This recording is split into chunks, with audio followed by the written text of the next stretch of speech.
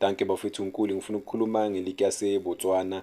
Lena i-attract ama-players e-South Africa amaningi throughout the years. Yabona few players sewakwazile ukuthi ayodlala lapha eBotswana ngoba iligi yakhona inayo imadlana, akufani i-developed compared to amanye ama-league wala e-Africa.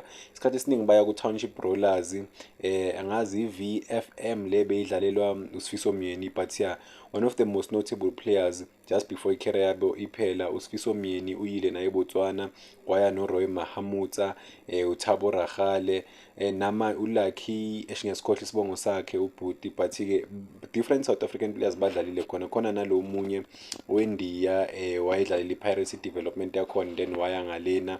So iligi yaseBotswana iyakwazi uku-attract ama-South African players nje amaningi a-different ngempela, a-skillful esaziyo, ama-players esiwathembayo ngempela ngoba imali ikhona nyana, akufani yabo.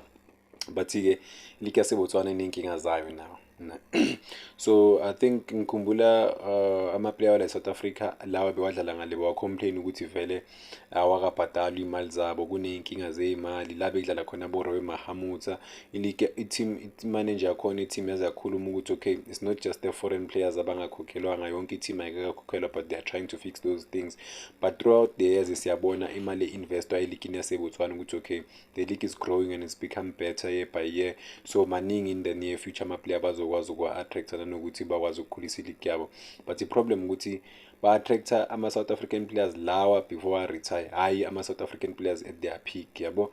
So sobona ukuthi iligi yaseBotswana izogrowa kanjani, nokuthi i-partnership ne-relationship nama-South African players ukuthi bazokwazi ukudlala na, cause siyazi ukuthi amanye ama-South African players aya naseSwatini ya azama ukudlala khona just before retire noma izinto mazingahambanga kahle eSouth Africa. But eSwatini inkinga zemali ziningi too much. I think kungcono eBotswana, that is why like amanye ama-players a-prefera eBotswana than eSwatini.